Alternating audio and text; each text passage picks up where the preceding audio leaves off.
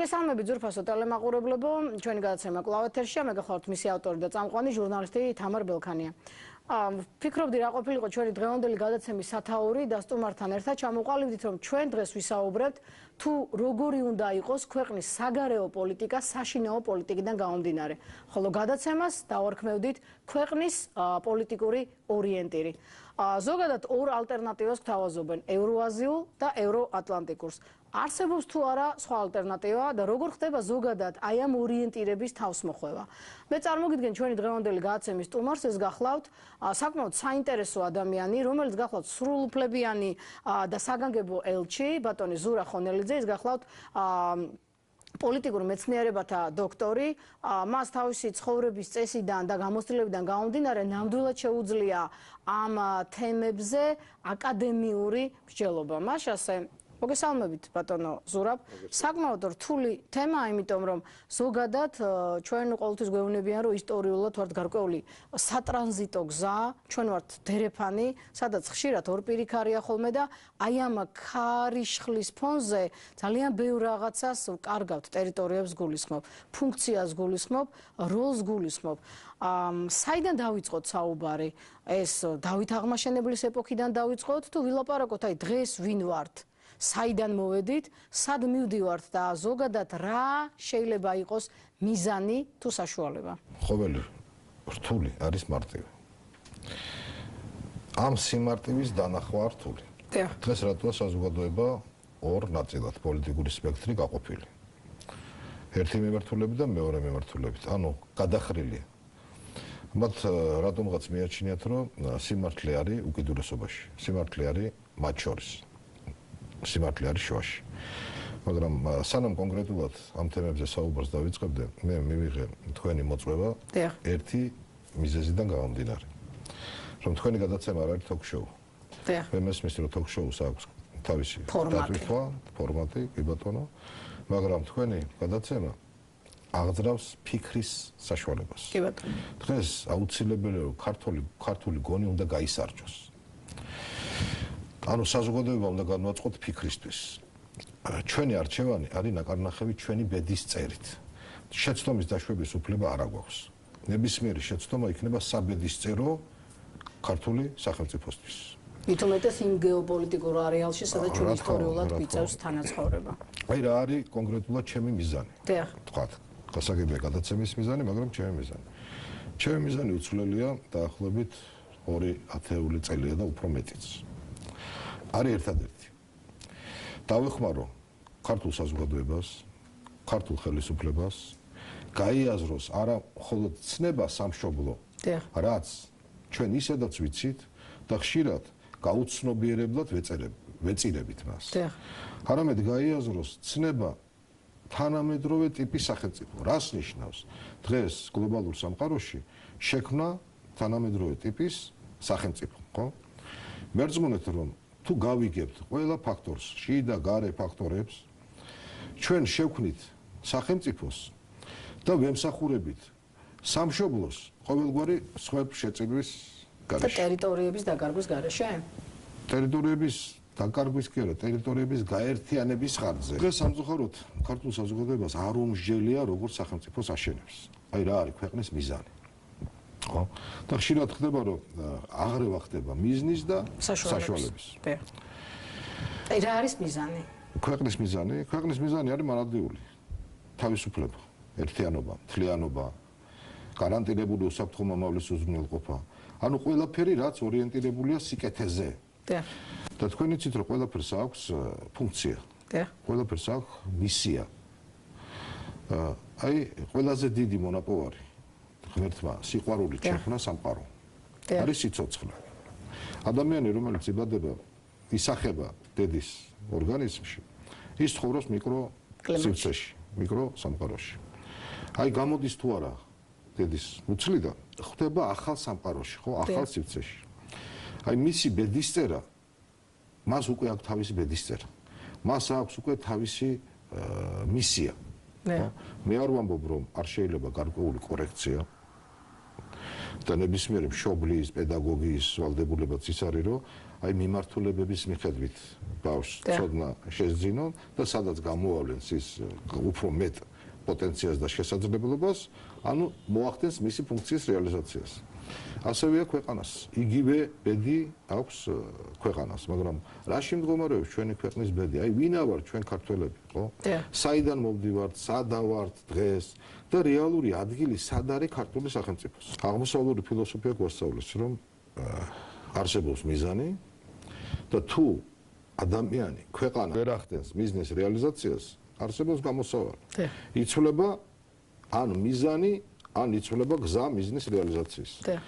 ჩვენ რა თქმა უნდა ვარს ვამბობთ ყოველგვარი მიზნის გამოცვლაზე და ვარს ვიტყვით თავისუფლების უარყოფაზე, სიცოცხლის უარყოფაზე, ერთიანობაზე, მთლიანობაზე და დავიწყოთ ფიქრი ახალი გზის მოძიებაში. ვიპოვოთ ახალი გზა. აი დავიწყოთ საუბარი, ვინ ვართ ჩვენ ქართველები და რა მისია აკისრია ქართულ სახელმწიფოს და ქართველს ზოგადად. და რას უკავშირდება მისი მოვლინება ქართულ მიწაზე. ქართველი არის გლობალური ფუნქციის მატარებელი. საქართველო არის გლობალური ერი. აი ძალიან ბევრი სიწმინდეები არის ჩვენს მიწაზე, ხო? უფლის კვართი. შემთხვევითი არ მოხდა. ბუნებრივი. ხო. ინახება გასაგებია სვეტიცხოველში. კი ბატონო, ღვთისმშობლის კვართი. შემთხვევითი მოვლენა არ არის. დღეს ინახება დადიანების სასახლეში ზუგდიდში. სხვათა შორის ლევან დადიანს უნდა უმადლოდეთ, რომ კონსტანტინოპოლიდან მოახერხა მისი ჩამოგზანება. წმინდა ნინოს ჯვარი. ინახება სიონში. და ვიცით, რომ 1801 წელს მოხდა მისი მოტაცება რუსულმა იმპერიამ, კარგოულმა ძალებმა, როგორც სხვა ქართული სიწმინდეები ასევე. მაგრამ მეორე ქართველს უნდა უმადლოდეთ და არაერთ ქართველს სტალინის მეშვეობით მოხდა მისი დაბრუნება. აი შემთხვევით არის რომ საქართველო არის ღვინის სამშობლო და რამდენი აი იგივე ყურძნის მტევანი. აი გადმოვიტანოთ ჩვენ ყურძნის მტევანი ზედაპირზე, სწორ ზედაპირზე და ნახავთ რომ ეს არის პირდაპირი ანალოგია შემოხაზული კონტურებით საქართველოს ტერიტორია. გამთლიანებული ერთიანი საქართველო. აღვიქვამთ ყველაფერს მთლიანობაში. და მე ამ მთლიანობას არ გულისხმობ მხოლოდ და არ უკავშირებ ბოლო 2-10 წელს. არამედ იმას, რაც იყო საქართველო და რომლის პერსპექტივას დღესაც ჩვენს ქვეყანას ეს არ არის მითი, ეს არ არის რაღაც ილუზია, ქიმერა, მოხდება თუ არა ქვეყნის ერთიანობა. როცა ერთიანობაზე ვსაუბრობთ, ლაპარაკობთ რაღაც ხანგრძლივ პერსპექტივაზე, მაგრამ აი ამ ერთიანობას მე ასე წარმოვიდგენ ჩვენი ქვეყნის ერთიანობას. მედიცინა. მედია ოქროს წარმოებასთან დაკავშირებული ხო? მოპოვება. კოსმიური სიბრძნე. არის საქართველოს კოსმიური სიბრძნე საკვანი? და ძალიან ბევრი დადებითი და არაორდინალური მოვლენა ამ ქვეყანასთან დაკავშირებით. ჩვენ როგორ გვინდა ეს შემთხვევით ხდება? არა, შემთხვევით არაფერი არ ხდება ბუნებაში. ყოველგვარი შემთხვევითობა გასაგებია რომ აუცილებლად ანუ საქართველოს რა ქვეყანა? ეს არის მსოფლიოს სულიერი მისიის მატარებელი ქვეყანა. და შესაბამისად ქართველი ერიც, ხო? ამ ფუნქციის მატარებელი ვართ ჩვენ. თქვენ ძალიან დავით აღმაშენებელი. თქვენ გაქვთ თქვენი ბედი, მე ვარ ჩემი ბედით. ხორთავის გვაქვს ჩვენი მისია. ქვეყანას აქვს თავისი ბედი. რაში მდგომარეობს ქვეყნის ბედი? გეოპოლიტიკაში. რა არის გეოპოლიტიკა? დრო და სივრცე. საუბედუროდ ბოლო 6 საუკუნეა დაახლოებით. და განსაკუთრებით უფრო თვალნათელი გახდა საბჭოთა კავშირის დასვლის შემდეგ, ვერც ერთმა ხელისუფლებამ ვერ გადადგა ადეკვატური ნაბიჯი დროის მოთხოვნის. მათი მოქმედება იყო შეუსაბამო დროსთან და შეუსაბამო სივრცესთან და იმ პროცესებთან, რაც გამოიწვია და რაც მოა გლობალიზაციას. თვითონ პროცესს. და მოვედით მასთან წინააღმდეგობაში. ეს რატო ხდება, რომ აი გონიათ, რომ საქართველოს არ აქვს ტრადიცია და არ აქვს სკოლები გეოპოლიტიკური აზრის, გონის, მეცნიერული სიღრმის. ესეც თუმცა არსებობდა ძალიან ძვირფასი სკოლები, რომელიც შემოგვინახა კი ბატონო, აი არქიტექტურამაც კი, არათუ წერილობითმა წყაროებმა. რა თქმა უნდა, გეთანხმებით. თქვენ იცით ინგლისური სკოლა გეოპოლიტიკის, იცით ფრანგული, გერმანული, იაპონური, ამერიკული. ხო? საქართველოს არ ქონია ეს სკოლა. ეს რაც ჩვენ ჩამოვთვალეთ და ბევრი ნაწილი არ ჩამოგვიწვია, 2 საუკუნის არის. საქართველოს გაცილებით უფრო დიდი სკოლა, რომელიც სათავეს იღებს დავით აღმაშენებლიდან. ეს არის მე-12 საუკუნე, გასაგები დავითის ეპოქა. შემდგომ გიორგი ბრწყინვალის ეპოქა. დავით აღმაშენებელთან მიმართებაში ალბათ აქვე ჯობია ორიენტირად ჩავთოთ, რომ ეს იყო ეპოქა, როდესაც საერო და სასულიერო ველი იყო ერთიან კონტექსტში წარმოქმნილი. აი ამას შემდგომში ჩვენ საუბარში გადამწყვეტი მნიშვნელობა ექნება. აი როგორ იქცევა ეკლესია. და დავით აღმაშენებელი არ დაგვეუწყოს, რომელსაც ყავდა რჩეველი. რა თქმა უნდა, მაღალი კომპეტენციის ადამიანი. დიახ. და მარტო ზოგად მასწავლებელზე უფრო დიდი იყო. რომ არა ჩვენი დიდი ჭონდიდელი. ხო, იმიტომ რომ ყოველთვის ლაპარაკობენ აი მაკედონელი და იქ არისტოტელე და ხშე. შემდგარიყო. ხო? მე არ ვაკმინებ რომელიმეს მნიშვნელობას, მაგრამ ეს თლიანობაში, ესეც თლიანობაში ერთად უნდა წარმოვიდგინოთ. აი რა გზით წავიდა დავით აღმაშენებელი. გავიხსენოთ ჩვენ დავით აღმაშენებლის ტიტულატურა. ის არ არის იმპერატორი. მან ძალიან კარგად იცის რა არის იმპერია. ყველა იმპერია სრულდება კრახით. და ის არ ქმნის ტოტალიტარულ სახელმწიფოს. არანაირად. ის წავიდა სულიერების გზით, ის წავიდა მეცნიერების, განათლების, კულტურის. მან შექმნა გელათის აკადემია. ის ეყრდნობოდა სამეცნიერო ველს. ხოლოდ და ტოლერანტობას. სინერგია, ახალი სიტყვა გონია სინერგია. ძალიან დიდი და ყველაზე თვალნათელი ნიმუში სინერგიის დავითის ეპოქაში. და მან საზოგადოება გააჯანს აღას სასულიერო ველის გაჯასავებით. კი ბატონო.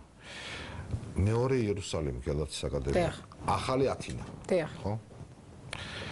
მე ვიტყოდი რომ დავით აღმაშენებელმა გაუსწრო ეპოქას. და დღეს გლობალიზაციაც კი კარგავს თავის პირვანდელ ნიშნულობას და სახეს. და აი ამ მის მიერ გასწრებულმა epokham სოფლიოსაც მოუტანა რენესანსი მე-12 საუკუნეში საქართველოში. რომელიც წინ უსწრებდა იტალიურ ქალაქების რენესანსს. ესეც ხომ იყო შედეგი სწორი მართლობის. ჩვენ ვისაუბრეთ რომ ზოგადად საქართველო არის ცივილიზაციის აკვანი, ხო? და გაიხსენეთ თქვენ ახლა შალვა ნუცუბიძის სიტყვები. 2 საუკუნით უსწრებდა დანტე ალევიერს. ეს ნიშნავს, რა თქმა უნდა ნიშნავს. რა თქმა უნდა ნიშნავს. ხო? ანუ ეს არის მწვერვალი კულტურის, ცივილიზაციის მწვერვალი. აი ამ მონაპოვარზე დგას დღეს ქართველი ერი. მე არ ვამბობ რომ ჩვენ უნდა დაუბრუნდეთ წარსულში, მხოლოდ იმიტომ რომ ჩავჩერთ წარსულში, არა. ჩვენ უნდა დაუბრუნდეთ წარსულში, რომ წამოვიდეთ წარსულიდან და სწორი ნაბიჯები გადავდგათ. და წარსული არ არის ჩამორჩენილი. აი იგივე დავითი არ არის. უშინდელი დღე, დავითი არის დღევანდელი და დავითი არის ხვალენდელი დღე. და პროგრესული. რა თქმა უნდა. რა თქმა უნდა. ძალიან რთული ამ თემაზე საუბარი. ადამიანებთან, რომელთაც წარმოდგენა არ აქვთ მიზანზე და საშუალებას. და ადამიანებს და პოლიტიკურ სპექტრს, რომელსაც აღრეული აქვს მიზანი და საშუალება. აი როცა აღრეულია მიზანი და საშუალება, იმდენად ხელოვნურია საშუალება, რომ ის ვერც საშუალების და ვერც მიზნის ფუნქციას ვერ ასრულებს. ჩვენ თქვით რა არის ჩვენი მიზანი. ხო როგორ მოვარგოთ საშუალება. ხა ეს სურვილზე არ არის დამოკიდებული საშუალების მორგება. როგორ შეიძლება ქვეყანამ წარმოიდგინოს ის რესურსი, ის მდგომარეობა, რაც მას აძლევს საშუალებას, რომ გააკეთოს სწორი არჩევა. აი როგორ ხდება არჩევნის გაკეთება? არჩევანის გაკეთებას მივყავართ ფილოსოფიურ აზროვნებამდე. ხო? ხა ფილოსოფია რაც არის? გასაგებია რამხელას ციბრძნეა რა. თავარი კითხვა ფილოსოფიური ეს არის მსოფლმხედველობრივი ხასიათის. ჩვენ ვეძებთ გამოსავალს სხვაში. რაღაც მიუწვდომელს როგორც ჩვენი დიდი მამა ილია ზანებდა მიუწვდომის წიაღში. არ არის ეს მიუწვდომის წიაღში, ეს ჩვენშია გამოსავალი. გამოსავლის პოვნა იწყება საკუთარი თავიდან, ჩვენი აზროვნებიდან. ხო? ბუნებრივია. ჩვენ სამწუხაროდ საკმარისი ცოდნა არ აქვს. საკმარისი ცოდნა იმისთვის, რომ სწორი არჩევანი გადავდგა. თუ ინფორმაცია, იმიტომ რომ ინფორმაცია გახსნილია. რა არის? მე ცოდნას როცა ვსაუბრობ და თქვენ ვთქვათ ინფორმაციას, ეს ორთავი აუცილებელია, მაგრამ არც ეს არის მთავარი და გადამწყვეტი. კომპიუტერს აქვს გაცილებით უფრო დიდი მეხსიერება ვინმე ადამიანს და მას აქვს ძალიან დიდი ინფორმაცია, ხო? მაგრამ ის გადაწყვეტილებას მიღები არ არის. ვერც არჩევას გააკეთებს და ვერც გადაწყვეტილებას მიიღებს, ხო? ეს გადაწყვეტილება უნდა მიიღოს და გააკეთოს ადამიანმა, რომელსაც შეუძლია ანალიზი. რა თქმა უნდა. აი ფილოსოფიას მივყავართ ჩვენ სანამდე. მეთოდოლოგიამდე. რა არის მეთოდოლოგია? ეს არის ფესვი, ეს არის ხერხემალი ყველა სახელმწიფოს. ვინც იცის მეთოდოლოგია, რას ნიშნავს სისტემური მართვა პროცესის და აღქმა მოვლენის, არის ბატონი იმისი, ვინც ეს არ იცის. აი ჩვენ არ ვიცით და ვართ უხერხულ მდგომარეობაში. რბილად რო ვთქვა, ხო? რა გვიშველის, რა გადაგვარჩენს? აი რა გვიშველის? ვინ გვიშველის, ეს არის მიდგომა არასწორი. ვერავინ ვერ გვიშველის. ჩვენ გვიშველის რა. აი ეს რა უნდა იყოს კონცეფცია, ეს უნდა იყოს ხედვა, ეს უნდა იყოს ქვეყნის სტრატეგია, ეს უნდა იყოს ქვეყნის სამოქმედო გეგმა, რომელიც იქნება გაწერილი დროზე, სივრცეში, სიმტყეში, ყველა ინსტიტუტებს მორგებული საერთო ინტერესებს. ეს დანიშნავდა. და აჩენს ახალ საშუალებას დომინანტი ძალების ინტერესების დაკმაყოფილების. როგორ ხდება ეს? აი როგორ უნდა გავაკეთოთ ეს? მართვის ანაბანა, ხა გვიყვარს რაღაც უცხო სიტყვებით მანიპულირება, მაგრამ არის ესეთი SWOT ანალიზი, ხო? რას ნიშნავს ეს SWOT ანალიზი?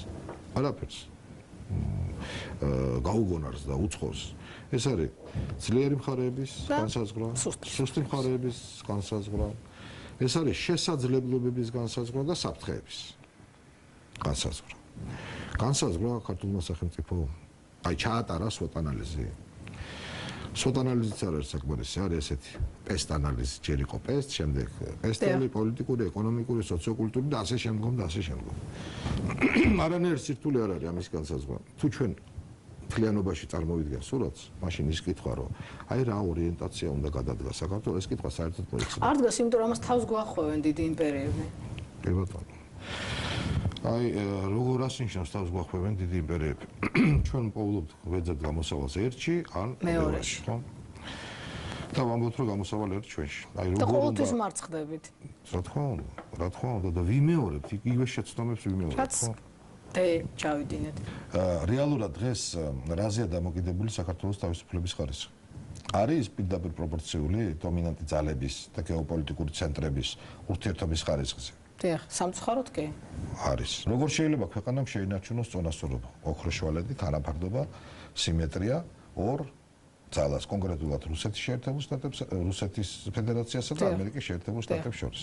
და მისი არჩევანი, ის არჩევანი, რაც დღეს გაკეთებული აქვს საქართველოს. და ეს არის მხოლოდ პოლიტიკური არჩევანი, ევროპასთან ინტეგრირება. აი ამ პროცესებმა არ შეუშალოს ხელი ჩვენს პოლიტიკურ არჩევანს. როგორ შეიძლება ამის გაკეთება? სწორად უნდა გავსაზღვროთ ინტერესი საქართველოსადმი. რითია ეს განპირობებული ეს ინტერესი? იგივე გეოპოლიტიკით, ხო? მხოლოდ გეოპოლიტიკით. საქართველო არის გასაღები. სამხრეთ კავკასიის. სამხრეთ კავკასია, კავკასია, კასპიის აუზის ქვეყნების, კასპიის აუზის ქვეყნებიდან შუა აზია. დღეს სამყარო იმართება ერთი პრინციპით. ინტერესი და გადანაწილება ხდება და ყველაფერი მიბმულია ბუნებრივ რესურსებს. და რატო ხდება ეს ბუნებრივ რესურსებს, რომ მარაგი მდგრადი განვითარების ბუნებრივი რესურსებისგან გასაგებია დღეს ბიდის ჩანაცვლება და ახალი წყაროების მოძიება, მაგრამ მარაგი არის მაქსიმუმ 40 წლის, 40-50 წლის. მაგრამ ჩვენ გვეშლება რომ თავარი კი არ არის ბუნებრივი რესურსი. ან საკმარისი კი არ არის მხოლოდ ბუნებრივი რესურსი. ერთი არის ბუნებრივი რესურსის ფლობა, მეორე არის ბუნებრივმა რესურსმა უნდა იმოძრაოს და გადაადგილებაზე კონტროლი ამ რესურსის და მესამე არის გლობალური ბაზარი. აი საქართველო აღმოჩნდა გადაადგილების გადაადგილების კონტექსტში, მაგრამ ჩვენ უნდა გავითვალისწინოთ, რომ ჩნდება ალტერნატიული გზები და საშუალებები ბუნებრივი რესურსის. და ეს გზა, რაც დღეს გადის აღმოსავლეთიდან დასავლეთში, რესურსის კონტექსტიდან გამომდინარე და ამ კონტექსტში, ხო? ისევ დაახლოებით 1-40 წელი. 40 წლის შემდეგ საქართველოს არ ექნება ფუნქცია. ხო, ანუ ფუნქცია შეიძლება დაიკარგოს ისევ. ხო, არა. მოძრაობა იქნება დასავლეთი მოძრაობს აღმოსავლეთში. ანუ ეს მოძრაობა ყოველში აბსოლუტურად იქნება ჩვენზე გამავალი. და ასევე ჩრდილოეთი სამხრეთში, სამხრეთი ჩრდილოეთში. როგორ შეინარჩუნოს ქვეყანამ წონასწორობა? საქართველოს ლაბირების საშუალება არ აქვს. ჩვენ ვერ გავსაზღვრეთ რეალური ინტერესი და დავიწყოთ თუ გვაქვს საშუალება ვისაუბროთ ზოგადად მაინც აი რა არის რუსეთის ინტერესი. აი ჩვენ იმ ციკში საიდან გამოვედით ინტერესების განსაზღვრაში? უარყოფის მეთოდიდან. ვიცით რომ რუსეთი ვერ წავა რის წინააღმდეგ. რაზედაც ის დგას, რას მისი ბუნებრივი მდგომარეობაა, ხო? რუსეთი ან იქნება ზე სახელმწიფო, ან რუსეთი როგორც სახელმწიფო აღარ იარსებებს. აღარ იარსებებს. ამერიკის შეერთებული შტატები რას ებრძვის დღეს ამერიკის შეერთებული შტატები? ჩაკეტილ სივრცეს. როცა მიმდინარეობს სივრცობრივი ექსპანსია. ან ამერიკული სისტემა იქნება მსოფლიო სისტემა თან ხვალ და ზეგ ამერიკის შეერთებულ შტატებსაც და მის არსებობასაც საფრთხე ემუქრება. ჩვენი მიზანი არ შეიძლება დღეს იყოს რუსული და ამერიკული ინტერესების თანხმდევრა. პოლიტიკურ არჩევანზე აღარ ვსაუბრობთ, ეს არის ევროპული. კი ბატონო. აი როგორ შევინარჩუნოთ ეს არჩევანი, ამაზე ქვემოთ მოგახსენებთ. ეს არ არის ჩვენი მიზანი. მათი თანხმდევრა. თავარია რომ ეს თანხმდევრა იყოს შესაბამისობაში ქართულ სახელმწიფო ინტერესებთან. ეს თანხმდევრა არასოდეს არ მოხერხდება. ეს თანხმდევრა არ იქნება ქართულ ინტერესებთან თანხმდევრი. და რატო? იმიტომ რომ ქართული საარსებო სივრცე სამოქმედო არეალი ამისთვის საკმარისი არ არის. გამნეორდები და ვიტყვი რომ ამოცანა რომლის წინაშედაც დღეს ქართული სახელმწიფო დგას, ეს ამოცანა არის ამოხსნელი. ჩვენთვის მიუღებელი არის ამოცანის პასუხი. ჩვენ ვცდილობთ შევცვალოთ პასუხი, ხო? უნდა ვიცოდეთ რომ პასუხი იცვლება ერთადერთი გზით. ვის ამოვახსნევინებთ ამოცანას მნიშვნელობა არ აქვს. შეიძლება ამოხსნის გზა იყოს განსხვავებული, მაგრამ პასუხი იქნება ერთი და იგივე. რა უნდა შეიცვალოს? მოცემულობა. იცვლება მოცემულობა, ეს არ არის ამოცანა. ეს არის ახალი ამოცანა. ახალ ამოცანას აქვს ახალი ამოხსნა. ახალ ამოხსნას აქვს ახალი პასუხი. ეხლა მეორე საფრთხე რომელიც დგება. ჩვენ მოვახერხეთ რომ პასუხი შეიცვალოს. სად არის მისი გარანტია რომ არსებული პასუხი არის უკეთესი ძველ პასუხთან მიმართებაში, ხო? და უარეს შედეგი არ დადგეს. რა თქმა უნდა. ამიტომ ყველაფერი უნდა გავაკეთოთ რომ მოცემულობა შევადგინოთ ჩვენ. ან ვიყვეთ მონაწილე პროცესის მოცემულობის შედგენისა. ანუ იმ მაგიდასთან ჩვენც დავსხდეთ, სადაც გადაწყვეტილებებს ვიღებთ. ეს არის შესაძლებელი. ანუ ჩვენ კი არ გავხდეთ რომელიმე ბედის თანაზე არის. ჩვენს ბედში შემოვიყვანოთ ქვეყნები და გავხდეთ ერთი ბედის თანაზე არის. სად არის ამის შესაძლებლობა? მხოლოდ სამხრეთ კავკასიაში. ეს იდეა არ არის ახალი იდეა. სამხრეთ კავკასიის ერთიანობის იდეა, მაგრამ როგორც ფედერაციამ, კონფედერაციამ, ოზაკომ, სეიმმა არ იმუშავა. ჩვენ არ ვიმეორებთ იმ შეცდომებს, რაც იყო. ჩვენ არ ვამბობთ არც კავშირს მათ შორის. ჩვენ ვახდენთ რას? აი სამი ქვეყნის ინტერესების გაერთიანებას. და ეს ინტერესები არის როგორი ხასიათის, ყველა ქვეყანას ორი უპირატესობების გაერთიანებას. ორი უპირატესობა აქვს, ეს არის აბსოლუტური და ეს არის შედარებითი. ჩვენ ვახდენთ შედარებითი უპირატესობების გაერთიანებას და ჩვენ ადგილს აბსოლუტურ უპირატესობას რაც აქვს საქართველოს ნაკარახევი თავის ბუნებრივი მდგომარეობიდან გამომდინარე, ხო? და იმ სიკეთეებით რაც ნაწილი ჩამოთვალეთ, რა თქმა უნდა, ამას ვერავის ვერ გადავაბარეთ. პირიქით, მათი შემოსვლა ეს საერთო სიკეთეთ იქცევა. საერთო სიკეთეთ. ნუ გარდა იმისა, რომ ჩვენ ვართ გარანტი რეგიონში სტაბილურობის და სიმშვიდეს. ეს არ არის დღევანდელი დღე, ეს არის ისტორიულად თანმიმდევრულად. ეს დაალაგებული რეალობა. რუსეთის იმპერიის დროს, მეფის ნაცვალი. თბილისში, ხო?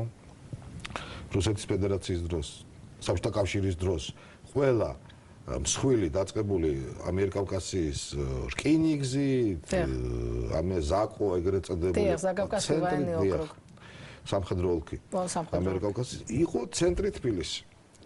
დღეს ახმაც არის ესეთი, რომ ცენტრი არის სამხრეთ კავკასიის თბილისი. საერთაშორისო ორგანიზაციებისაც ისინი ქვეცნობიერად ასე აღიქვამენ, რომ თბილისი არის ცენტრი სამხრეთ კავკასიის. ეხლა რა სიძლევა ერთიანი გეოპოლიტიკური სივრცე. შევთანხმდეთ, რომ ეს არ არის არც კავშირი, არც ფედერაცია, არც კონფედერაცია, ხო? გვაძლევს საშუალებას, რომ შეიქმნას ამ დომინანტი ძალების მონაწილეობით უსაფრთხოების ერთიანი სისტემა. უსაფრთხოების სისტემა ვერ შეიქმნება, თუ ეს სისტემა არ იქცა საერთაშორისო უსაფრთხოების სისტემის შემადგენელ და განუყოფელ ნაწილად. ეს ცალკე სეგმენტი ვერ იქნება. რა თქმა უნდა. აი საქართველო არის ერთი ერთეული, ხო? სამხრეთ კავკასიას არის ერთი ერთეული, მაგრამ საქართველო არის შემადგენელი ამ ერთი სივრცის. სამხრეთ კავკასიაც არის ერთი დიდი სივრცის სამყაროს შემადგენელი და განუყოფელი ნაწილი. ჩვენ კი არ უნდა დავყოთ ეს. აი როგორც ოჯახი, ქვეყანა რა და ქვეყანა სამყარო. ეს შემადგენელია მის. როგორ ხდება ინტეგრირება სოფლიო გლობალურ ეკონომიკურ პროცესებში? ჩვენ ვარს ვამბობთ, არავითარ შემთხვევაში პირიქით ვახდენთ ერთიანი უსაფრთხო სივრცის ინტეგრირებას. აი უსაფრთხოების უზრუნველსაყოფად და ინტეგრირებისთვის გლობალურ პროცესებში აუცილებელია ის რისკ ფაქტორები, რომელიც დღეს ქვეყანაში არსებობს და არ აძლევს საშუალებას საქართველოს არათუ სივრცეს გეოპოლიტიკური ერთეულად და ერთიან სივრცეთ წარმოსახვის, არამედ საქართველოს არ აძლევს საშუალებას, რომ ერთიანობაში წარმოვიდგინოთ დღეს საქართველო იმ თავისი ძირძველი ისტორიული მიწებთან ერთად. არასოდეს არ გადაწყდება დამინჯერეთ აფხაზეთის პრობლემა, ყარაბაღის პრობლემა და სამხრეთ ოსეთის ცალ-ცალკე. ეს არ არის ქვეყნის პრობლემა უკვე. ეს არის საერთო რეგიონული პრობლემა, საერთო რეგიონული. ეს პრობლემა გადაწყდება ერთად. ერთიანი სამხრეთ კავკასიის კონტექსტში. ანუ ქვეყანა არის პროექტი. სივრცე არის პროექტი, ქვეყანა არის პროექტის შემადგენელი და ქვეყანა არის ერთიანი სივრცის ფორმირების აუცილებელი ფაქტორი. საქართველო ამ სივრცის ჩამოყალიბების. საგარეო ორიენტირი არანაირი მნიშვნელობა არ აქვს დღეს ჩემთვის, როგორი იქნება სივრცის და არა ქვეყნის საგარეო ორიენტირი. თავარია რომ იმუშაოს სისტემა და სისტემა ნიშნავს რას? ორი სუბიექტი, რუსეთი, ამერიკის შეერთებული შტატები, ევროპა და დანარჩენი მოთამაშე. სამხრეთ კავკასიაში თურქეთი, ირანი, ჩინეთი, სოფლიო ხო? თუ მათი მონაწილეობა არ იქნება და არ იქნება გეოპოლიტიკური კომპრომისი და ეს კომპრომისი ქვეყანაზე არ მოხდება. ეს არც ვერც მოხდა დღემდე ცალკე აღებული სომხეთზე, აზერბაიჯანზე, საქართველოს. ეს მოხდება ერთიანზე, მთლიანობაში, სივრცეზე. და მნიშვნელობა არ აქვს ხოლგის, სახურავის, ფერს და შემადგენლობას. სივრცეს სადაც დომინანტი არის საქართველო.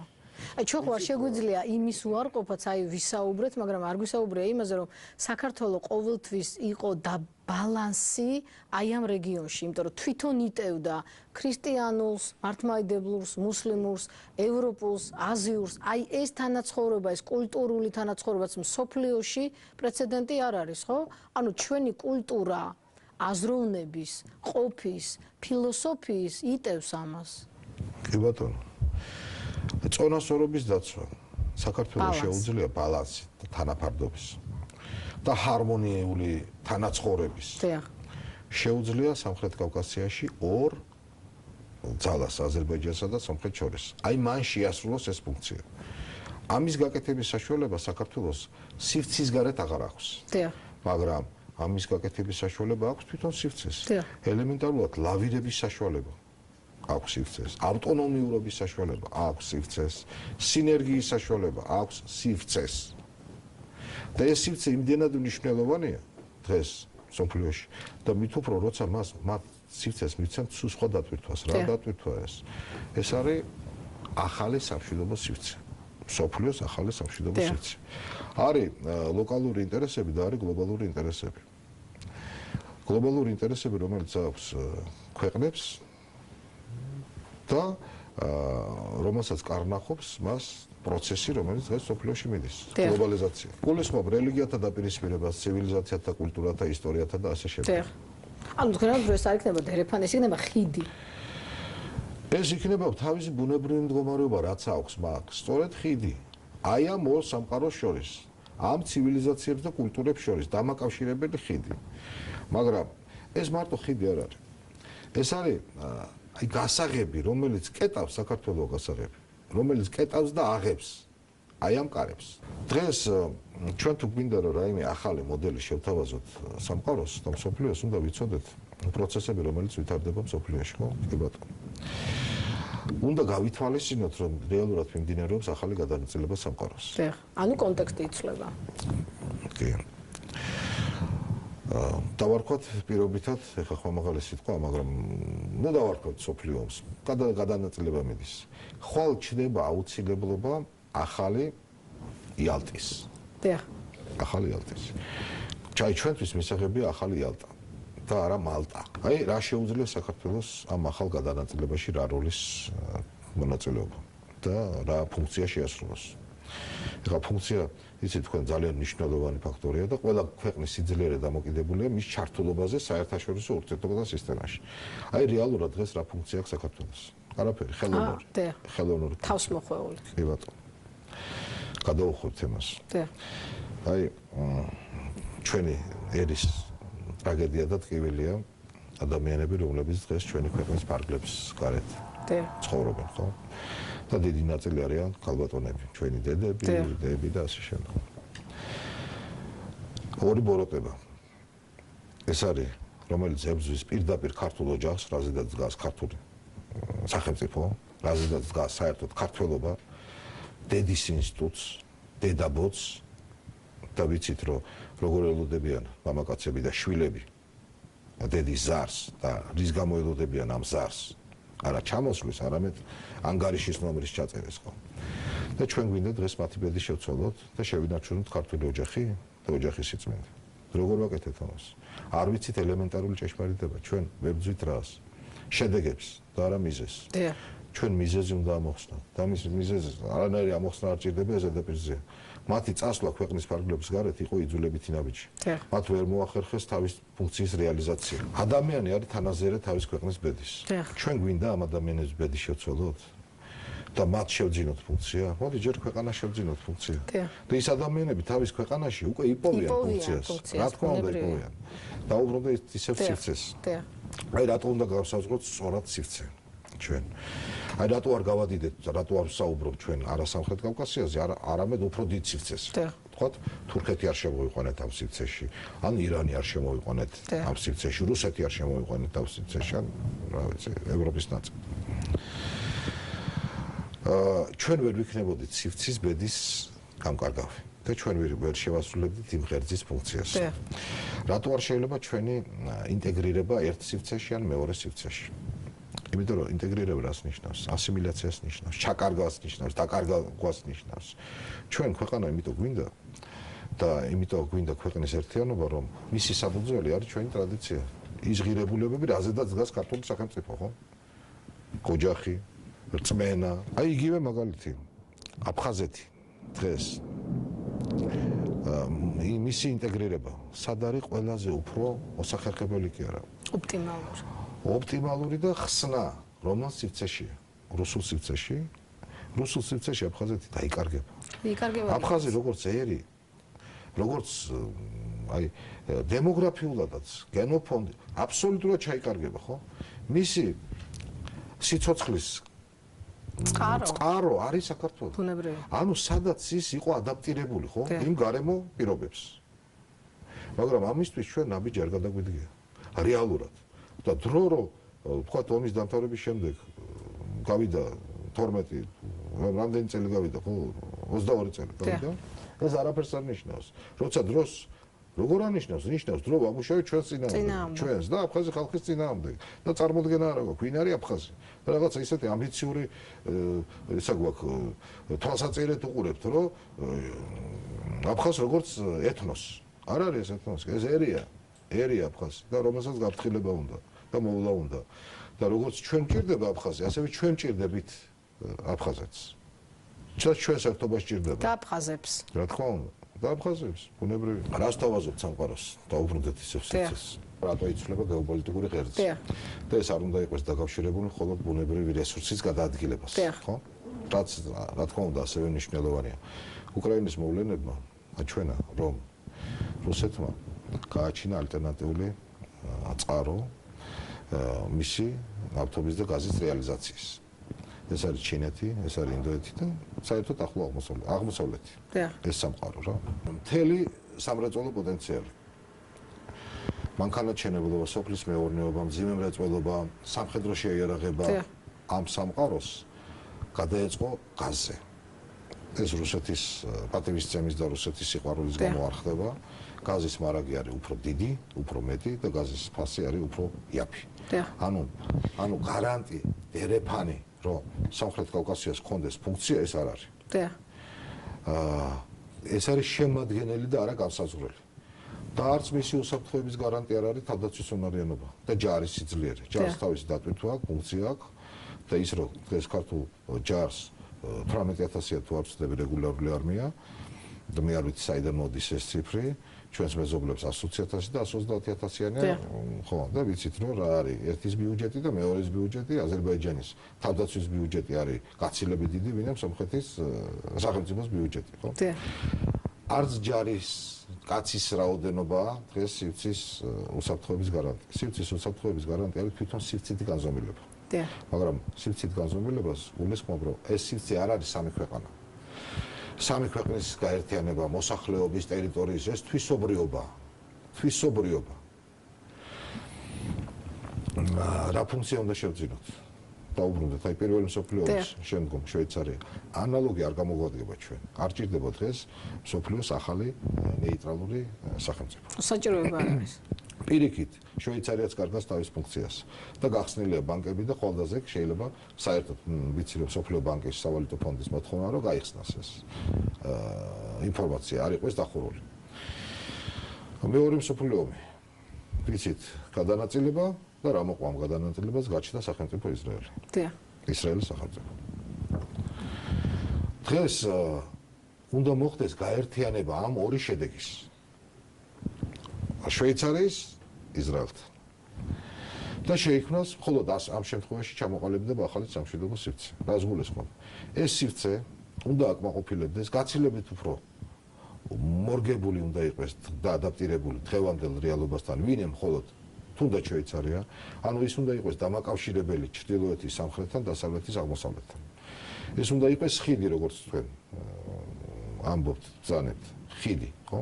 ცივილიზაციების, კულტურების, ისტორიების, ტრადიციების და ასე შემდგომ და ასე შემდგომ. რელიგიების. ამ სივრცეში ეს სივრცე ვერ იქნება ერთი ქვეყანა. ქვეყანათა ჯგუფი ვერ იქნება ერთი რელიგიის ქვეშ. ამ სივრცეში უნდა იყოს როგორც მინიმუმ ორი ისტორიული ტრადიციული რელიგიები, ქრისტიანობა და ისლამი. გეოპოლიტიკურიდან გამომდინარე, სამხრეთ კავკასიის მდებარეობა იდეალურია. უკეთესი სივრცე არ არსებობს და თან პრეცედენტი ამ სივრცეში თანაცხოვრების აქ მე არ გულისხმობ მხოლოდ წარმოდგენილია მშვიდობიანი თანაცხოვრების მოდელი, რაც სამხრეთ კავკასიაშია, ხო? ებრაული ცხოვრების წესი, არანაირი მიუღებლობა ჩვენ და პირიქით ებრაელ ხალხთან და ებრაელ ერთან 26 საუკუნოვანი. ასევე აზერბაიჯანი, ტატები. სომხეთი გასაგებია რა ურთიერთობაშია. ანუ მსგავსი სივრცე არ არსებობს. როგორ ეწერება ეს პროექტი, თქვათ, იმ ყველაზე დიდი პროექტის რაც ქვეყნების ინტერესებზე უფრო მაღლა დგას ტრანსნაციონალური კორპორაციების ფინანსური სხვადასხვა გაერთიანებებს და რაც თავარია ოქროს მილიარდის რომელიც მიბმულია მთლიანად რესურსს. რა თქმა უნდა ეწერება პირდაპირ არანაირ წინააღმდეგობაში არ მოდის. აი ამაშია ჩვენი ხსნა. სამხრეთ კავკასიის ერთიანი სივრცის ფორმირება ვერ მოხდება საქართველოს გარეშე. ჩვენ მიმზიდველობას კი არ ვაჩენთ. სივრცის აუცილებლობა დგას, მაგრამ მისი აუცილებლობის შექმნაში ჩნდება საქართველოს აუცილებლობა. ჩვენ საჭიროებას ვაჩენთ, ჩვენ საჭიროებას, რომელიც მოითხოვს ერთიანობას, მთლიანობას და უსაფრთხო მომავალს. და ქვეყნის შიგნით აი ამ პრინციპების დაკმაყოფილების შემდეგ ეს ჩვენზეა დამოკიდებული, რა მიმართულებით განვითარდებით და რას განვითარდებით. რა ტრადიცია შევინარჩუნებთ და რაზეც ტრანსფორმირებას ეს არ მოხდება თავს მოხვევით, არ მოხდება. ჩვენი ორიენტირი იქნება პოლიტიკური ორიენტირი, ევროპაზე ორიენტირებული. ეს ორიენტირი დღეს კი არ გაუკეთებია ქვეყანას. ეს ორიენტირი ჯერ კიდევ გააკეთა ერეკლე მეორემ. და გონიათ რომ თქვა რუსეთთან ორიენტაცია ეს არჩევანი იყო. ირანი, თურქეთი და რუსეთი, ხო? და ვთვლი რომ ეს იყო სწორი არჩევანი, ეს იყო ევროპული არჩევანი. ჩვენი გზა ევროპაზე ჩვენი გზა ევროპაზე გადიოდა რუსეთიდან. რუსეთზე გადიოდა. თუმცა რუსეთმა ჩაკეტა ეს გზა. ეს სხვა თემაა. ან ეს არჩევანი რო არ გაეკეთებინა, რა მდგომარეობაში ვიქნებოდი დღეს, ესეც სხვა თემაა. აი ჩვენ თავაზობთ ევროპას საკუთარ თავს, ხო? თავაზობთ. და აი ფილოსოფიური და პოლიტიკური აზრი საქართველოს ვინ არის საქართველოს? ევროპამ თავად მიუჩინა საქართველოს. და ის რა პრინციპით გამოვიდა? ქრისტიანული, მართლმადიდებლური. ჩვენ დაგვაყენა უფრო წინ ვინე მუსულმანური, ისლამური სამყარო. და ეს ჩვენი ბრალია, რომ ჩვენ ვერ დავანახეთ ევროპას ის რეალური ღირებულება და ვერ ჩავახედეთ ის ეთნოკულტურულ და ისტორიულ შრეებში საქართველოს, რომ ჩვენი ცივილიზაცია როგორც მინიმუმ რეალურად არც გვიცნობენ. არც პარალელურ რეჟიმში, ან საფუძველია ძველი რომაული, ბერძნული, ბიზანტიური ცივილიზაციის, ხო? და ვის ვაბრალებთ? რას ვაბრალებთ? ყალბმოლოდინებს და ვაცხოვრებთ ქართველ ხალხს, რომელიც აბსოლუტურად არაფერი შუაში არ არის. ყველა უბედურების სათავეა ელიტა, პოლიტიკური ელიტა. არჩევნებიდან არჩევნებამდე. და ვცდილობთ, რომ მაქსიმალურად გული მოვიღოთ, რომ გადავაგოროთ არჩევნები. ქვეყანაზე არ ვიფიქროთ. ჩვენ ქვეყანაში ცალკეა ქვეყანა, სამშობლო და ხელისუფლება. აი სამივე ცალ-ცალკე ცნებებია სამწუხაროდ. აი ეს როცა გაერთიანდება, ალბათ მაშინ შედგება SWOT ანალიზიც. ხო ბატონო თამარა, ჩვენი ქვეყნის ერთიანობა ეს პროექტი იქნება, სხვა პროექტი იქნება, მე რაიმე ამბიცია კი არ მაქვს. მე მზადა ვარ, რომ გადავერთო რაღაც პროექტში, თუ ვინმე დამარწმუნებს, რომ იმაშია ხსნა. თქვათ იმ პროექტში. ეს რატომ ჯერა თქვათ ამ მიმართულების, რომ ეს ჩემს ცოდნას ან ჩემს წმენაზე კი არ ეფუძნება. ეს ობიექტურ რეალობას ეფუძნება. ობიექტური რეალობას და მე პროექტზე მუშაობა დავიწყე ჯერ კიდევ 93 წელს იმ სახით, რა სახითაც ეს ზოგადად მონახასი არსებობდა აფხაზეთის კონფლიქტის დარეგულირება. აი ამ პროცესებმა მიმიყვანა მე. ხო თქვენი უშუალოდ იყავით ჩართული. აი მოლაპარაკებებში, საკმაოდ მაღალი რანგის მოლაპარაკებებს ესწრებოდეთ, იმ პროცესების თანამონაწილე ხართ, რომელიც აი ამ 90-იანი წლებიდან დღევანდელობამდე ვითარდება. და რეალურად ალბათ კომპეტენციაც აი აქედან არის. ეს არ არის წიგნებიდან და სახელმწიფოებიდან ამოკითხული. ჩვენ ვიცით ერთი რა, აი ისევ დავით აღმაშენებელს მეუბნებთ, რომ სოფლიოს მომავალი არის გეოსოფიაში. ხო? აი თვითონ გეოპოლიტიკაც კი კარგავს უკვე თავის სახეს და მნიშვნელობას. სახელმწიფოც, ფედერაციაც, კონფედერაციაც ეს დეფინიციები უკვე მოძველდა. მოძველდა. გონით მართული სამყარო. გონით უნდა იმართოს. როგორ მივიდეთ იქამდე, რომ სახელმწიფომ, რომელიც ბუნებრივია თქვენშია, ჩემშია, ყველა ადამიანშია, მაგრამ რეალურად რო სახელმწიფო პოლიტიკა სახელმწიფო მოხელეები ქმნიან, ხო? ანუ როგორ მივიდეთ იქამდე, რომ სახელმწიფო მოხელეებს შორის იყოს ის კომპეტენცია, რომ SWOT ანალიზი მედიენით რო თქვათ დადონ. პროექტის რეალიზაციას ჭირდება გააზრება, ჭირდება სრულყოფა და შემდგომ რეალიზაცია, ხო? მისი რეალიზაცია არ მოხდება სახელმწიფო რესურსის გარეშე. მე მჯერა, რომ დღევანდელი ხელისუფლება გადადგამს უფრო ქმედით ნაბიჯს, ის დაინახავს ამ კონცეფციაში, ამ ხედვაში ქვეყანას მორგებულ, ქვეყანაზე ორიენტირებულ სიკეთეს. და არა მისი მიდგომა არ იქნება პარტიული მომგებიანი, წამგებიანი და დროსთან მიმართებაში არჩევნებამდე თუ არჩევნების შემდეგ. ეს არის პროცესი გადაუდებლად დასაწყები. დროს აქვს ბევრი გაზომილება. მოიხსენება თქვენ. დღეს დრო მუშაობს ჩვენს წინააღმდეგ. ჩვენ დროს ვერ შევაჩერებთ. ერთადერთი შეგვიძლია ჩავაყენოთ ჩვენი ქვეყნის სამსახურში. როგორმე მოვერგოთ დროს და ვიყვეთ ადეკვატური პროცესების და მოვლენების. და გამოვიდეთ საკუთარი ინტერესიდან და დავანებოთ თავი ყოველგვარ პრო.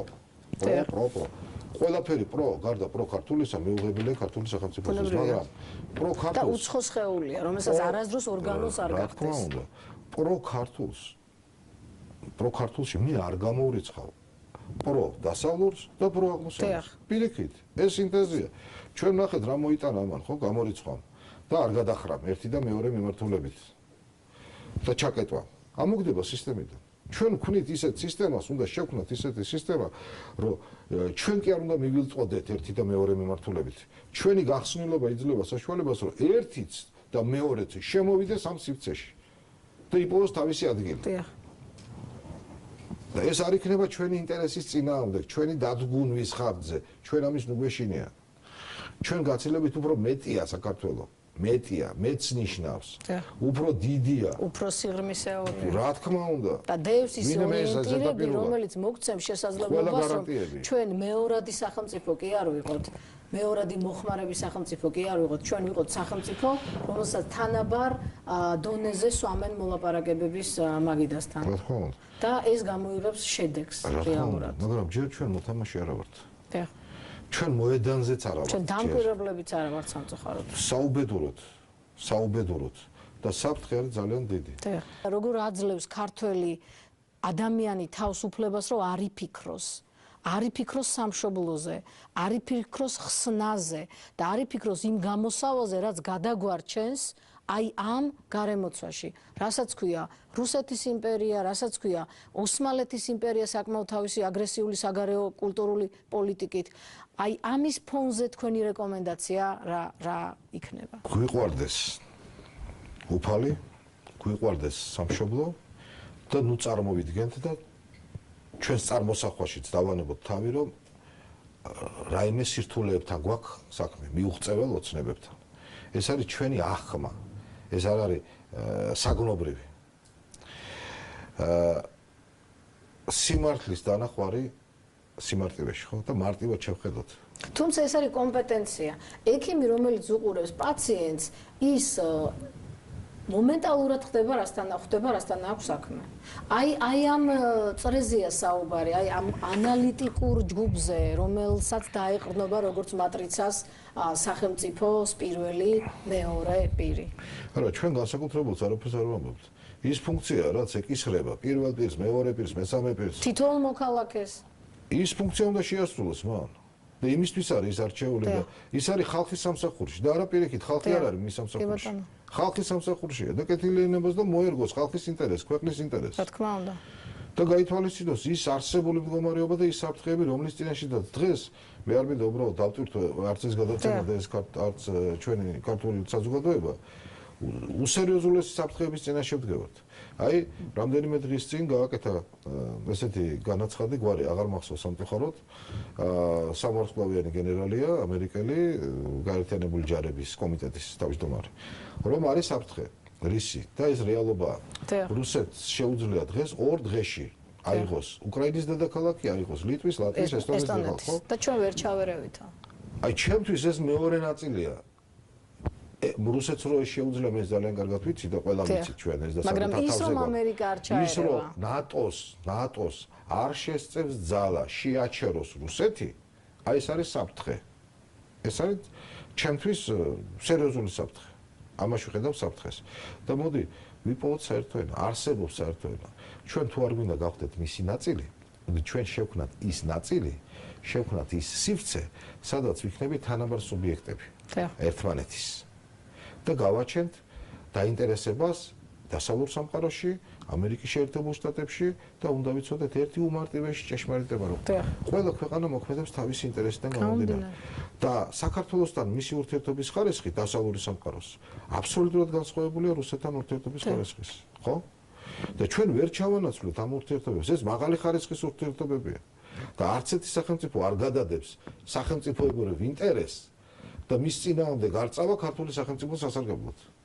გავიგოთ ეს. დიახ. კი ბატონო, ძალიან დიდი მადლობა მინდა გითხრათ დღევანდელი სტუმრობისთვის. მე იმედი მაქვს, რომ ჩვენ კიდე შეხვდებით ერთმანეთს და მაყურებელს, რომელიც დაინტერესდა ამ ჩვენი საუბრით, მე ვურჩევდი ამ თქვენს წიგნს, მას ქვია საქართველოს არჩევანი. და რეალურად აი ჩვენ რაზეც გქონდა მსჯელობა, ეს ყველაფერი აი ამ წიგნში საკმაოდ პოპულარულ, გასაგებ, მარტივ ენაზე არის მოცემული და როგორც თქვენ ბრძანეთ იმისთვის, რომ ქვეყანა გადარჩეს ტერიტორიულად თავისი იდენტობით, ამისთვის აუცილებელია, რომ სახელმწიფომ კარგად გაიაზროს თავისი როლი, თავისი ფუნქციები, თავისი მიზნები და საშუალებები აი ამ მიზნისკენ. დიდი მადლობა. და აუცილებელია ერთობა. ხელისუფლების ყველა შტოს, საზოგადოების და ქართული ეკლესიის. ერთსულოვნება ისევ დავით აღმაშენებელს მიუბრუნდები, მაშინ გაჯანსაღდა და მაშინ გახდა ერთიანი და ძლიერი, როდესაც საერო და სასულიერო ერთ კონტექსტში იყო ძლიერი, ერთი იდეის ქვეშ იყო გაერთიანებული. ძალიან დიდი მადლობა მითხრა, მინდა გითხრათ ძვირფასო ამ აყურებლებო ყურადღებისთვის ძალიან დიდი მადლობა ბატონო ზურაბ. მადლობ თქვენ. ბედნიერად.